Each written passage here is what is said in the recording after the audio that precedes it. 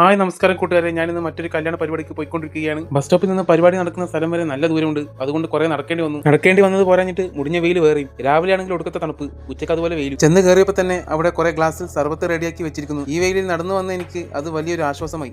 ഇന്ന് പതിവില്ലാതെ ഞാൻ നേരെ പോയത് കല്യാണ മണ്ഡപത്തിലേക്കാണ്. സാധാരണ ഞാൻ നേരെ പോകുന്നത് ഭക്ഷണ ഹാളിലേക്കാണല്ലോ. ഇന്നെന്ത് പറ്റിയെന്ന് ചോദിച്ചാൽ ഭക്ഷണ ഹാളിലേക്ക് ഇതുവഴി നല്ലൊരു ഷോർട്ട് കട്ട് ഉണ്ട്. നല്ല തിരക്കുണ്ടാകുമെന്നാണ് വിചാരിച്ചത്. പക്ഷേ വിചാരിച്ച പോലെ അത്ര തിരക്കുണ്ടായിരുന്നില്ല. മുകളിൽ വേറൊരു ഹാൾ കൂടി ഉണ്ട്. അവിടെയും ഭക്ഷണം നൽകുന്നത് കൊണ്ടായിരിക്കാം താഴെ കാര്യമായി തിരക്കും കാണാനില്ല. പെട്ടെന്ന് തന്നെ ഞാൻ എനിക്കായി ഒരു സീറ്റ് ഒപ്പിച്ചു. തിരക്ക് കുറവായതുകൊണ്ട് തന്നെ ഭക്ഷണം കഴിച്ചുകൊണ്ടിരിക്കുന്ന ആൾക്കാരുടെ പിന്നിൽ വന്ന് നിൽക്കുന്ന ഇത്തരം പ്രവണതകൾ കാണാൻ പറ്റില്ല. അതുകൊണ്ട് സമാധാനമായിട്ട് മനസ്സറിച്ച് ഭക്ഷണം കഴിക്കാം. അതുകൊണ്ട് അങ്ങനെ ഒരു ഉപകാരം ഉണ്ട്. ഇരിക്കേണ്ട താമസം എനിക്കൊരു ഇലയും കിട്ടി. ആഹാ, ഇത്ര വലിയ ഇല അല്ലേ. അങ്ങനെ അച്ചാർ വന്നു. അച്ചാർ ബീട്രൂട്ടാണ് കേട്ടോ.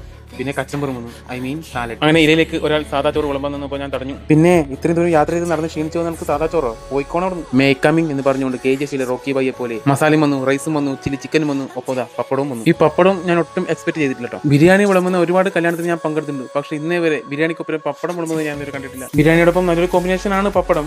പതിവില്ലാതെ ബിരിയാണിക്കൊപ്പം പപ്പടം കിട്ടിയപ്പോൾ നല്ല സന്തോഷം തോന്നി. ഇതൊരു ഫസ്റ്റ് എക്സ്പീരിയൻസ് ആയതുകൊണ്ടാണ്, അല്ലാതെ പപ്പടം കിട്ടിയതിന് പരാതി പറഞ്ഞല്ല കേട്ടോ. അങ്ങനെ എന്റെ ഫേവറേറ്റ് സാധനമായ പാലട കൂടി വന്നു, കുടിച്ചു. ശുഭം.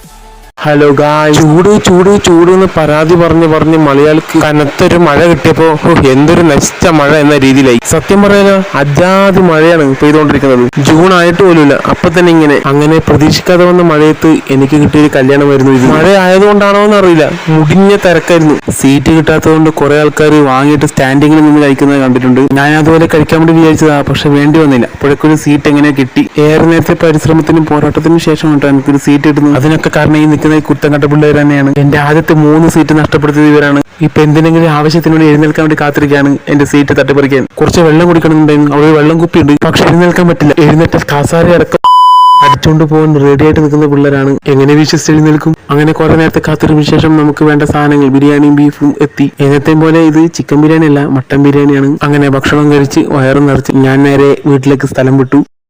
ഹലോ ഗായ്സ്, ചൂടെന്നൊക്കെ പറഞ്ഞാൽ എന്താ ചൂടല്ലേ.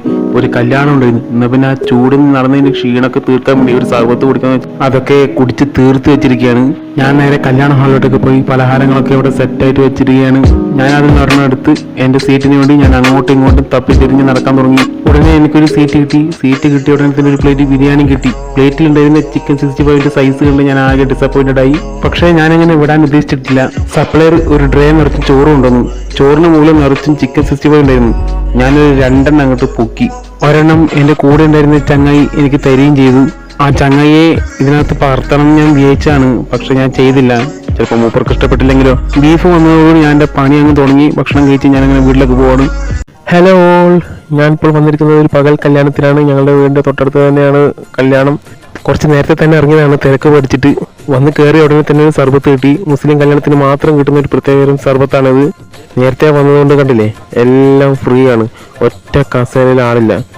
അതെന്തായാലും നന്നായി. ഇപ്പോൾ വട്ടം വന്ന് കയറിയ ഉടനെ തന്നെ നമുക്ക് ഫുഡ് കിട്ടി.